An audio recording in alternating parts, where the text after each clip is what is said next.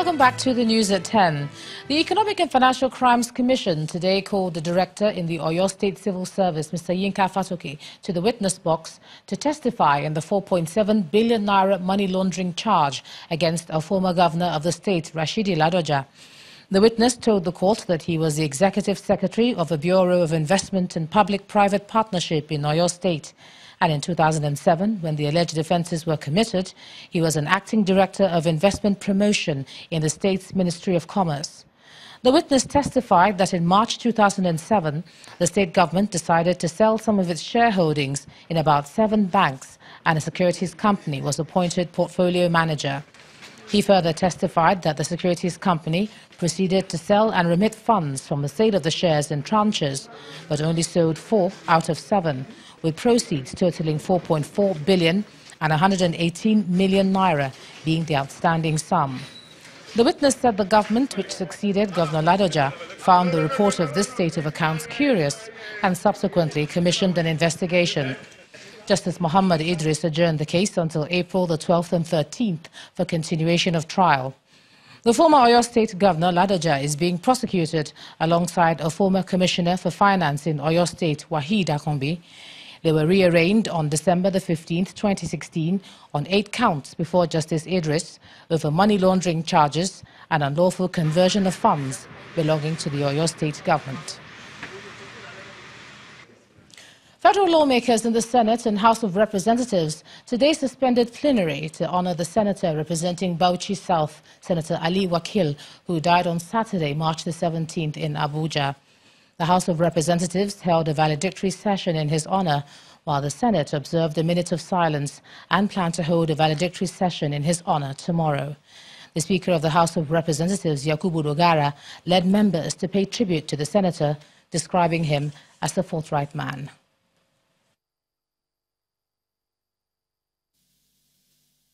It is a solemn gathering in the House of Representatives as the federal lawmakers hold a special plenary session to honor late Senator Ali Wakili, who was representing Bauchi South Senatorial District before he passed on.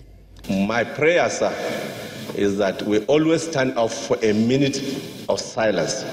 But today, I am begging you for a minute of prayer for the repose of the soul of Ali Wakili. Mr. Speaker, I know the late senator to be a very humble person, very caring and very nice, because he related very, very well with all of us. And we believe that it's a great loss to his family, to all of us, and to Nigerians. Ali Wakili is man of integrity. He is always behind the truth. The members prayed for the repose of his soul and for the comfort of the family he left behind before adjourning plenary for the day. In the Senate, the lawmakers observed a minute's silence and adjourned all legislative activities for the day. The Senate President, however, took time to acknowledge the contributions of the late senator to the Red Chamber. As you all know, Ali was a first-timer, but he was very active and very important in the Senate, very important member. He contributed, was passionate. He knew also where he stood on issues, and he learned very fast the ropes of the Senate, and he served his constituency very well. Was very popular among the colleagues. He was a team player. It's a great loss. For me, it's been devastating politically, because everybody knows that he's more than a brother to me. He's been a pillar of support.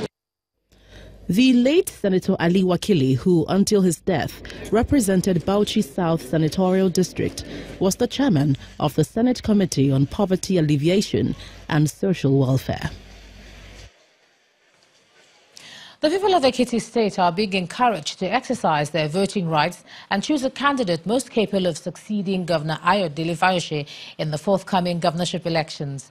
The former Governor Fayose says that the candidate is his deputy, Professor Kolakbo Olushola, whom he believes is the right man for the job. The governor was speaking in Ado-Ekiti at a meeting with stakeholders from all over the state who came to express their solidarity with the governor. The governor, Ayodele Fayose, arrives to a rapturous welcome in Ado-Ekiti, Ekiti State capital. The crowd comprises people from the public sector, the academia, artisans, rural groups, and party loyalists, among others. They are here to lend support to the governorship bid of the Deputy Governor Kolakbo Olushola come the governorship election. The leaders of some of the groups justify their faith in the administration and their preference for Governor Fayose's candidate, his deputy. We are here to express our total support for the continuity of this government, and Professor Olushola is our candidate. If Olushola is allowed to occupy the first seat at the level of this state, he will perform. There's no doubt about that. Governor Fayose believes the people of Ekiti State will choose his preferred successor come July 14th for the governorship poll. This is to tell you that the people are with us. They have come to endorse Eleka, Professor Kolakbo Olushola. They have come to say that they want continuity. It's the ongoing sensitization before the election. And you have seen yourself the body language of the people. And we are fully prepared. We want a situation where the people will make a choice. And we are prepared to give the people the powers to make this choice. While mobilization within different political parties for the July governorship election in the state continues, the ultimate decision lies with the electorate, who will express themselves through their votes when the time comes. Now, dental health specialists believe that brushing the teeth twice a day would help to maintain good oral health. And that explains why Unilever Nigeria PLC, makers of Pepsodent toothpaste, organized a day of fun for children to mark this year's World Oral Health Day and also to enlighten them about healthy living. Hundreds of children from 40 different schools in Lagos are allowed to skip classes for a day of fun, courtesy of Pepsodent.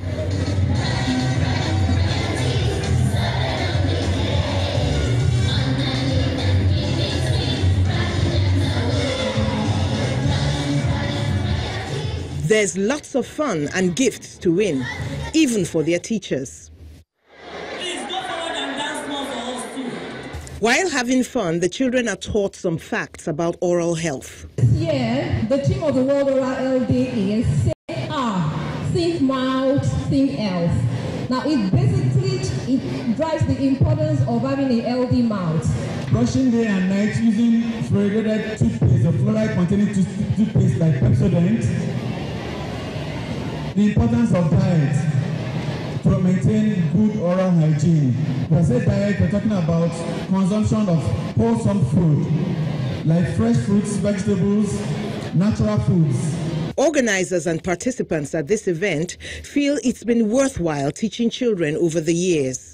When you do something repeatedly for 21 days, it will be ingrained as part of you. So we go to get the student at the very formative stages, because we know if it stays with them, they will carry on to adulthood and they will pass it on to the next generation. We have an upsurge of people who are now more aware about oral health care and are coming to the clinics to seek treatment, to seek advice, to get proper information about how to take care of their mouth. It's yielding tremendous results. I mean, I was just talking to somebody inside about how expensive dental care is. And so prevention, we know, is better than cure. So going around and teaching children, how to brush day and night, to be able to take care of their teeth is very, very important. According to the World Health Organization, 60 to 90% of school children have dental cavities. Makers of Pepsodent say they are out to reduce these numbers by catching them young. Now, the country has an improved ranking. Kayode Okikiolu will tell us all about it on Business.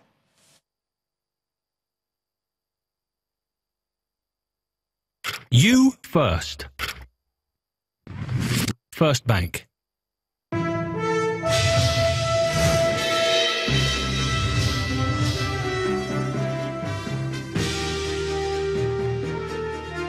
Thank you, Ijema, and welcome to Business News. Nigeria has moved up from 169th to 145th this year, a jump of 24 points, and this is according to the World Bank's 2018 Ease of Doing Business report released by the Bretton Woods Institution.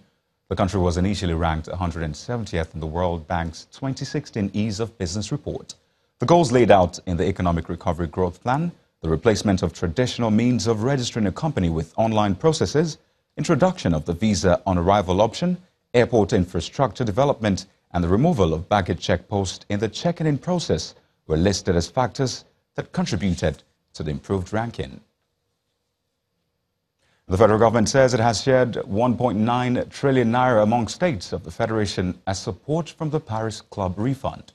Vice President Professor Yemi Osinbajo made this known at the ongoing Investors Forum in Abeokuta, the Ogun State capital.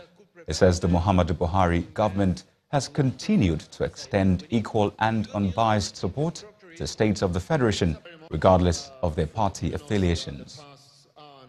In recent history, I must say that it will be difficult to point to a government that has been more supportive of the development of the ambitions of states as has the Buhari administration.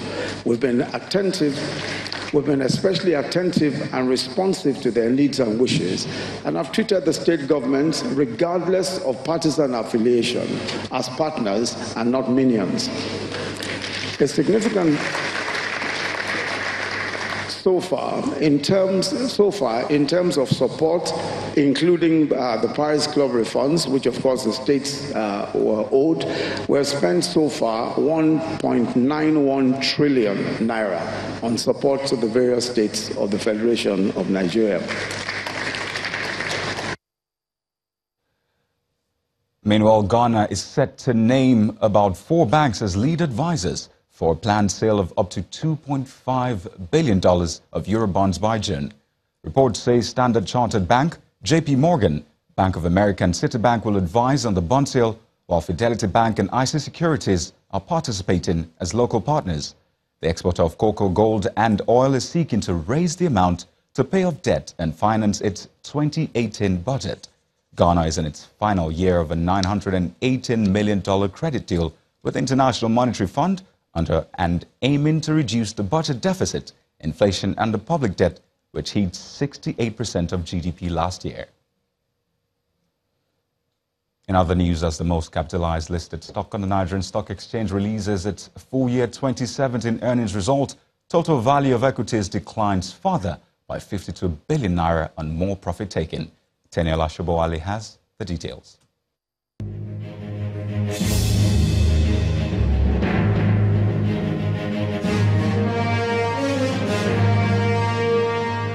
Hello and a warm welcome to the Stock Market Report.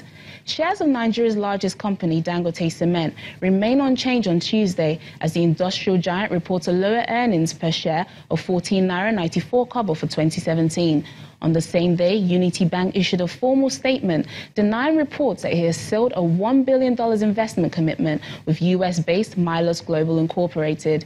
Unity Bank shares finished 6.50% higher to 1.31 naira on the news. Meantime, the broader market remained in negative territory by 0.35%, sinking the general index lower to 41,686.36, and the equity capitalization down to 14.912 trillion naira. Trading volume was, however, slightly higher at 409.20 million units, with total transactions lower than 5,000. On a sectorial basis, bank closed 0.68%, insurance was lower 1.12%, industrial goods dipped 2.01%, while oil and gas fell 1.72%. However, the 0.13% advance by consumer good index failed to include Cadbury, whose shares declined 9.39%, despite its positive full year 2017 earnings. And that's the Stock Market Report. I'm Teniola Shobowale.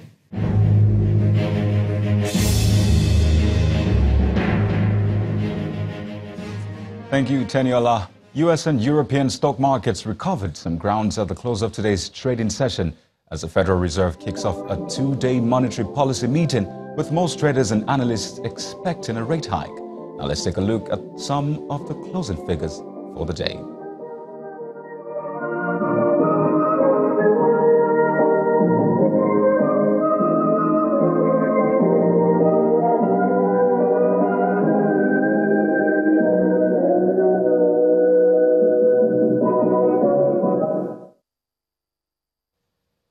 And that's Business News. I am Kayode Okikiolu. It's back to you, Ijema.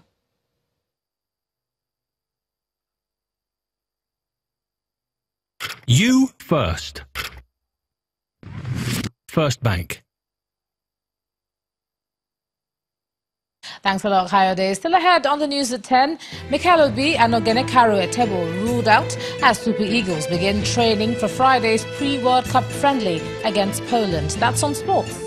Please stay with us.